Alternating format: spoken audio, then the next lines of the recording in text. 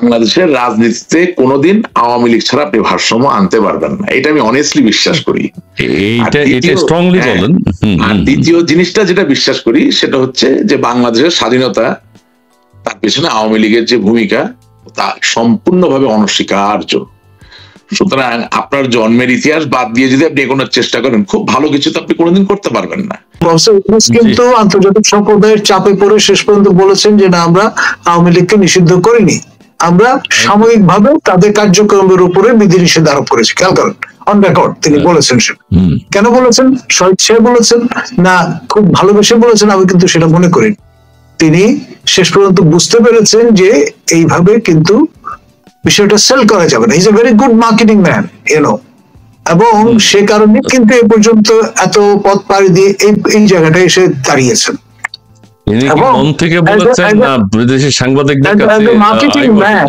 তিনি বুঝে গেছেন যে এটা ইনি এইভাবে সেল করতে পারবেন না। যত বড় 10টা যদি আপনার এই নোবেল পুরস্কারও তার গলায় থাকে, ঝাঁপিতে থাকে, তাহলে পারবে। এটাই রিয়ালিটি। সেজন্যই তিনি একান্ত অনিচ্ছা সত্ত্বেও বলতে বাধ্য হয়েছেন যে বিষয়টা এরকম। তার মানে কি আগামী নির্বাচনে কি আমরা আওয়ামী লীগকে দেখতে পাচ্ছি? দেখুন, ইনক্লুসিভ নির্বাচন ছাড়া নির্বাচন হবে না এই দেশে, যাই বলেন না। আপনি যদি 14, 18 এবং 24-এর নির্বাচনকে এক পেশে বলেন, তাহলে এর উল্টোটা মুদ্রার পিঠ হবে, এবং সেটাও তখন বলা হবে যে পার্টিসিপেটিভ না এবং আপনার গ্রহণযোগ্য না। কিন্তু একটা রফায় আসতে হবে। এতগুলো লোক জীবন দিল, তাদের রক্ত তো বিধা যেতে পারে না। তারা কেন রক্ত দিয়েছেন? তারা একটা গণতান্ত্রিক সমাজ দেখতে চান। সেই 71 থেকে শুরু করে বা 71 আগে থেকেও প্রচুর মানুষ রক্ত দিয়েছেন বিভিন্ন সময়, বিভিন্ন আপনার কাল পর্বে। এখন সবার এই যে রক্তের ঋণ, সেটা যদি শোধ করতে হয়, তাহলে একটি অবাধ, সুষ্ঠু, নিরপেক্ষ এবং অংশগ্রহণমূলক নির্বাচন আয়োজন করতে হবে। সেটা যদি আমরা এত কিছু পরে করতে ব্যর্থ হই, তাহলে রাষ্ট্রটি ব্যর্থ রাষ্ট্র হিসেবে পরিগণিত হবে, এতে কোনো সন্দেহ নেই। নির্বাচন যেহেতু সামনে, ডিসেম্বরের নির্বাচন, কোন বছরের ডিসেম্বরের সেটা নিয়ে অনেকের প্রশ্ন আছে। তারপরেও বলি, আওয়ামী লীগের নিবন্ধন বাতিল করা হয়েছে, আওয়ামী লীগের রাজনৈতিক কর্মকাণ্ড আপাতত স্থগিত করা হয়েছে। সেই প্রেক্ষিতে সেইভাবে এখন আওয়ামী লীগ কি আগামী নির্বাচনে অংশগ্রহণ করার কোনো সুযোগ আছে কিনা, বা এই সরকার দেবে কিনা? আর আপনি আরেকটা কথা বলেছেন, অংশগ্রহণমূলক নির্বাচন আপনিও চাচ্ছেন, আপনি নির্বাচন জানি পাবেন চেয়ারম্যান হিসেবে আপনি এই কথাটা বলছেন, কিন্তু বললেও বাস্তবতা আমরা কি দেখছি? নাকি সরকার বাধ্য হবে? ইউনূস সাহেবের একটা কথা বলেছেন বিদেশি সংবাদপত্রের সাথে, তিনি বলেছেন যে আওয়ামী লীগের আপাতত স্থগিত রেখেছেন। আওয়ামী লীগকে কি আমরা নির্বাচনে দেখতে পাচ্ছি? আপনার মন্তব্য কি যদি ডিসেম্বরের নির্বাচন হয়ে যায়? দেখুন, আমি একটু পেছনে খুব অল্প সময়ের জন্য যাব। 29শে মার্চ 1996 সালে আপনার দুজন ফরেন রিলেশনস কমিটির মেম্বার, দুই দলের পক্ষ থেকে, অর্থাৎ ডেমোক্রেট এবং রিপাবলিকানদের পক্ষ থেকে, সিনেটর রিচার্ড লুগার এবং সিনেটর ক্লেমেন্ট বেল, একটি 3 শর্ত বিশিষ্ট আপনার টার্মস অফ প্রেফারেন্স তৈরি করে দিয়েছিলেন, এবং সেটি পুট ফরওয়ার্ড করেছিলেন the then secretary of state of America Warren ক্রিস্টোফারকে। সেখানে প্রথম শর্ত ছিল, যারা ক্ষমতায় আসতে চায় তারা, যারা ক্ষমতা ছেড়ে দেবে, তাদের জানমালের নিরাপত্তা নিশ্চিত করবে। দ্বিতীয় শর্ত ছিল, general Ershad is a great ally of America, যেহেতু তিনি গালফের সৈন্য সরবরাহ করে সহায়তা করেছিলেন, সুতরাং তাকে, যারা ক্ষমতায় আসতে চায় তারা নিঃশর্তভাবে জেলখানা থেকে ছেড়ে দেবে ক্ষমতা আসলে পরে। তৃতীয় শর্ত ছিল, এখন থেকে এই দেশের সাধারণ নির্বাচন অতি অবশ্যই জাতীয় ও আন্তর্জাতিক পর্যবেক্ষকদের দ্বারা ভেটেড এবং সার্টিফাইড হতে হবে, তা না হলে সেই সকল নির্বাচনের ফলাফল আন্তর্জাতিক সম্প্রদায়ের কাছে গ্রহণযোগ্য বলে বিবেচিত হবে না। এখন ধরুন, জাতীয় বা আন্তর্জাতিক পর্যবেক্ষকরা অংশগ্রহণমূলক নির্বাচন যদি না হয়, তাহলে তো সেটা তারা ভেট করবেন না, পরিষ্কার কথা। আপনার অবাধ, খুব ইম্পর্টেন্ট একটা এলিমেন্ট, সুষ্ঠু আরেকটি এলিমেন্ট, এবং নিরপেক্ষ, আপনার পক্ষপাতহীন ভাবে নির্বাচন অংশগ্রহণমূলক ভাবে অনুষ্ঠিত হতে হবে। যেই কমিশন এই 3-4টি শর্ত পূরণ করতে পারবে না, তারা আসলে একটি অনিন্দ সুন্দর নির্বাচন আমাদের উপহার দিয়েছে, এটা বলার কোনো জোর থাকবে না বা সুযোগ থাকবে না, পরিষ্কার। আন্তর্জাতিক সম্প্রদায় যদি আপনার সহায়ক না হয় তাহলে আপনি তো সরকার গঠন করতে পারবেন না, টু বি অনেস্ট। আপনার এই যে ট্রাম্প হতে যে 35% শুল্কের যে অগ্নিবাণ ছুড়ে দিয়েছেন, এটি সামাল দিতে তো যান বেরিয়ে যাবে, নির্বাচন তো দূরের কথা। অভুক্ত জনগোষ্ঠী আপনার তার যে বেসিক নিড সেইটি যদি পরিপূরণ না করতে পারে তাহলে আপনার এই ওপর থেকে চাপিয়ে দেওয়া নির্বাচন তো আপনি করতে পারবেন না, পরিষ্কার। আচ্ছা, এখন পরবর্তী নির্বাচন যদি হয়ও, পরবর্তীতে যারা ক্ষমতায় আসবেন বা দেশ শাসনে আসবেন তারাও তো সেই 35%-এর 50% ভাগীদার, তারা কি করবেন? দেখুন, একটি অনির্বাচিত সরকার আর নির্বাচিত সরকারের মধ্যে গুণগত পার্থক্য আছে। when you have the mandate আপনি কিন্তু একটা রেসপেক্টেবিলিটি অর্জন করেন। আপনার যদি ম্যান্ডেট না থাকে you are nobody, আপনি তো অনুকম্পার পাত্র। আপনার সঙ্গে তারা বসলেও বসতে পারে, না বসলেও বসতে পারে। আপনি খেয়াল করে দেখেন, মাননীয় প্রধান উপদেষ্টা বিভিন্ন যে ফোরামে গেছেন, যখন বড় কংগ্রেগেশন দেখা গেছে একদম পেছনে তাকে বসতে দেওয়া হয়েছে বা তিনি সেখানে দাঁড়িয়ে আছেন। এই নোবেল আপনার যে উষ্ণিক তার মাথায় আছে, সেটি কিন্তু তাকে ম্যান্ডেট সম্পূর্ণ ব্যক্তিত্ব হিসেবে আপনার দেয়নি, যেহেতু ম্যান্ডেট নেই। সমাজে আপনাকে যদি মাথা উঁচু করে বুক ফুলিয়ে দাঁড়াতে হয়, must have the mandate, otherwise you are nobody.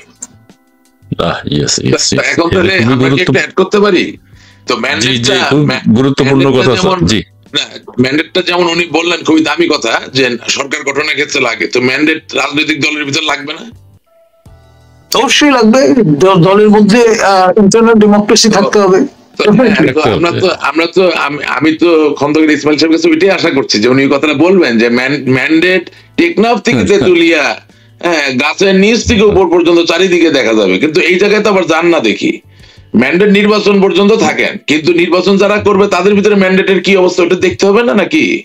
কোনো দলেই তো নেই, কোনো দলেই তো নেই। ঠিক আছে, আমরা যদি বলে দিই যে আমরা কে বলেছে আমরা পালাবো না, দরকার হলে আপনার বাসায় গিয়ে থাকবো, এভাবে করে কি আপনি দলের ভিতরে ম্যান্ডেট তৈরি করতে পারবেন?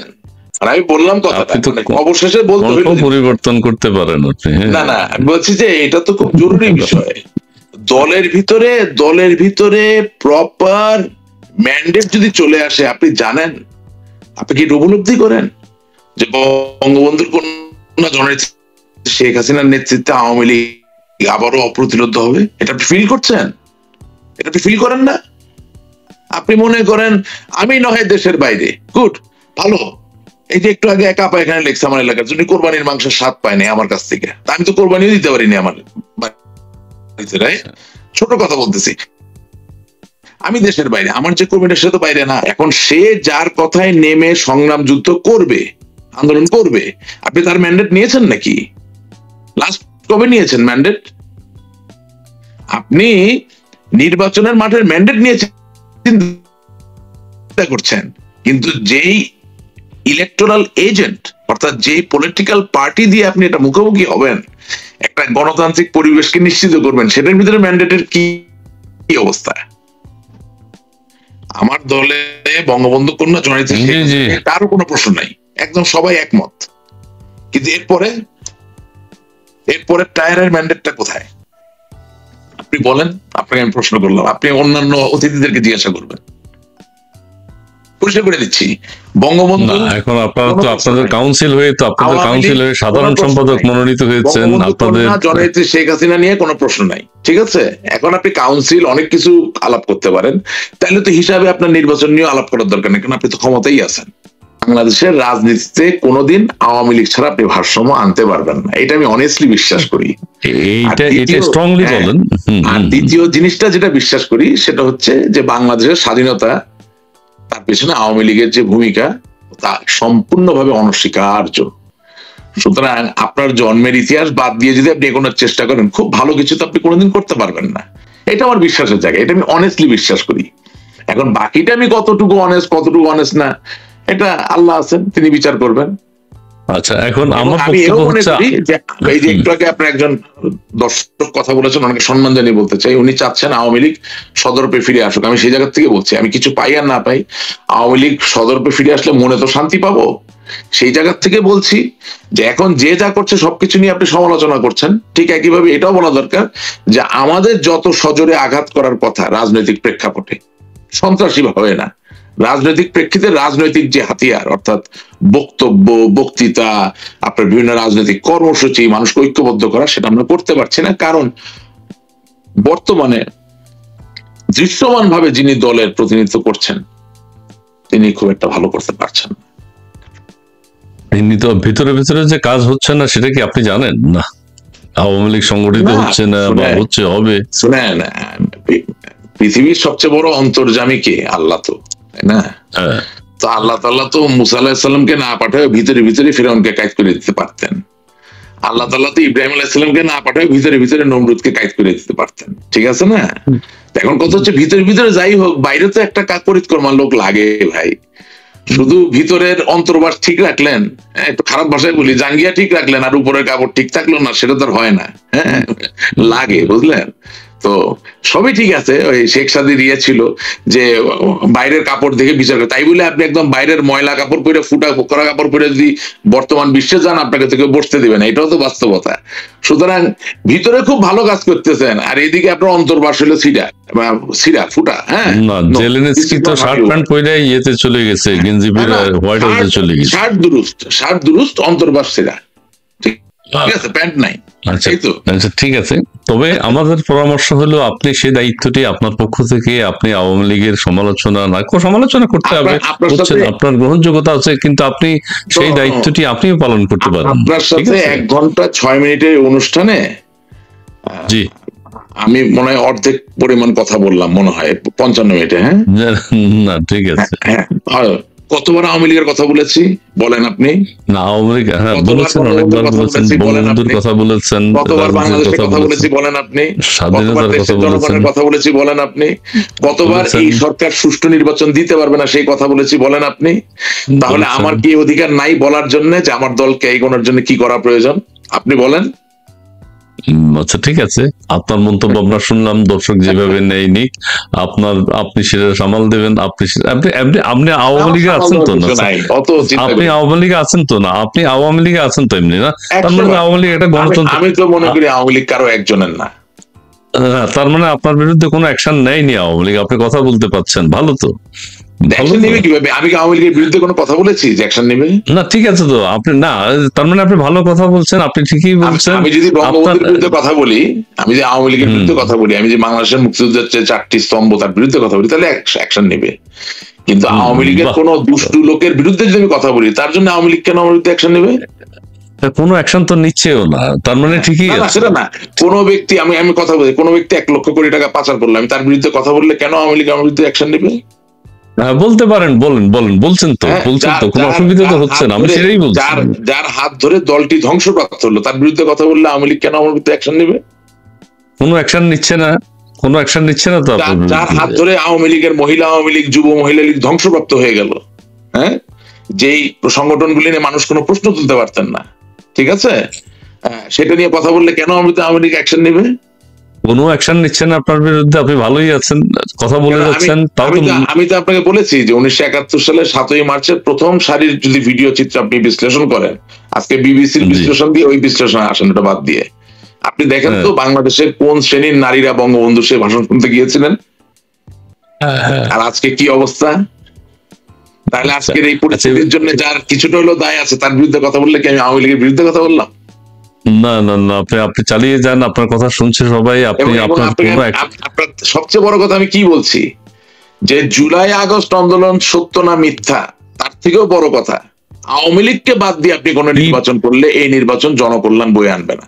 এর থেকে বড় কথা কেউ বলে? ওকে, খুবই ভালো কথা।